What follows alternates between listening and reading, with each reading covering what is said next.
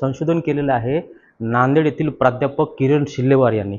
आपल्यासोबत डॉक्टर किरण शिल्लेवार आहेत. आपण त्यांच्याकडनं अधिक माहिती जाणून घेऊया. नेमकं त्यांनी संशोधन काय केलेलं आहे. सर, नेमकं काय संशोधन आहे? मानवामध्ये रक्तगट असतो, हिमोग्लोबिन असतं, पांढऱ्या पेशी असतात, पण माशामध्ये असतात हे पहिल्यांदाच ऐकतं. काय नेमकं रिसर्च आहे? संशोधनाचा तोच माझा इनोव्हेशन होता की गोड पाण्यातील माशांमध्ये काय काय आपल्याला आढळतो.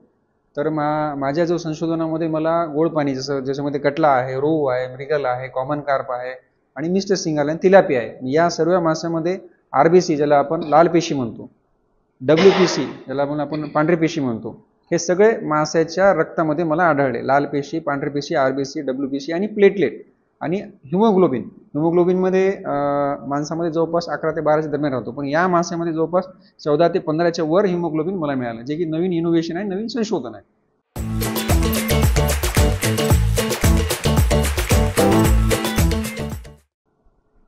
बरं, याचं पेटंट मिळाले नेमकं काय, कशा पद्धतीने, आपण किती वर्षात रिसर्च केलात हे, आणि पेटंट कशा प्रकारे? 2018 पासून माझं याच्यावर संशोधन चालू होतं. त्याच्यानंतर मग ती फाईल मुंबईला जाते, त्याच्यानंतर मग ती दिल्लीला जाते. त्याच्यामध्ये मग हेअरिंग होते, नंतर मग एक्झामिनेशन होतं. मग त्यांच्याकडून काही त्रुट्या काढल्या जातात की बाबा तुम्ही कशा संशोधन केलं. मग शेवटी लास्टला म्हणजे 2022-23च्या दरम्यान त्यांनी असं एक हे काढलं, क्युरी काढली की जर पाण्यामधले जर तुम्ही मासे काढत असाल तर मग पर्यावरण नष्ट होऊ शकतो. आणि थोडंफार सांगायला हे वाटते की मराठवाडा म्हटल्यानंतर पेटंट द्यायला सुद्धा त्यांनी मागे पुढे करतात. तर मग हा पेटंट मग NBA कडे पाठवलं त्यांनी, नॅशनल बायोडायव्हर्सिटी ऑथॉरिटी चेन्नईला, की बाबा तिथून तुम्ही NOC घ्या म्हणून. मग त्यांच्यासोबत माझी हिअरिंग झाली. मी हे सिद्ध केलं की पाण्यामधून जर मासे काढले तर कुठलंच पर्यावरण नष्ट होत नाही, कारण भारत सरकार, सेंट्रल गव्हर्नमेंटला 10 ते 14% हे रेव्हेन्यू मासेमुळेच मिळतो. आणि त्याचा प्रूफ मी त्यांना दिला चेन्नईच्या ऑफिसला. त्याच्यानंतर NOC आली आणि त्याच्यानंतर महाराष्ट्रामध्ये हा पहिला पेटंट आहे, जे की गोड पाण्यातील, ज्याला आपण फ्रेश वॉटर म्हणतो, हा पहिला पेटंट मला मिळालेला आहे. राज्यामध्ये असे किती रिसर्चर्स आहेत की त्यांनी या पद्धतीनं किंवा मत्स्य याच्यावर रिसर्च केलेला आहे?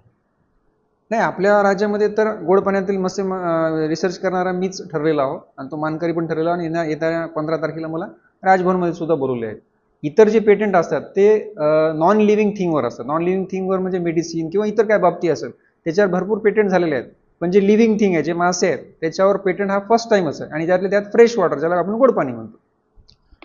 मागे आपण एक रिसर्च केलं होतं की मासे खाल्ल्याने जे लहान मुलं आहेत त्यांचा आजार कमी होतो. कुठला आजार कमी होतो आणि कुठले मासे आहेत ते, कशा पद्धतीचं आपण रिसर्च केलं होतं? तिलापिया नावाचा मासा आहे, तो गोड पाण्यात सुद्धा मिळतो. मराठवाड्यामध्ये स्पेशली नांदेड, परभणी साईडला भरपूर मासे आहेत ते. आणि आठवड्याला किमान 100 ते 150 ग्राम जर त्याला दिले समजा, मुलांना थाप लागणे बंद होते, मुलांचे केस गळणं कमी होतात, आणि मेमरी जी आहे, ज्याला आपण B11 आणि B12ची जी कमतरता सहजा मुलांमध्ये फार कमी असते, या मासेच्या माध्यमातून जर तुम्ही आठवड्याला 1 किंवा 2दा 100 ग्राम जर दिलं तर हे आजार तुमचे दूर होते. B1 B2 त्याच्यामध्ये विटामिन्स असतात. तिलापिया मासा, ज्याला आपण पापलेट म्हणतात आपल्या बाजारामध्ये. नक्कीच नांदेडकरांसाठी ही अभिमानाची गोष्ट आहे. गोड पाण्यामधले जे माशाचे संशोधन आहे ते नांदेडच्या एका प्राध्यापकानं केलेलं आहे.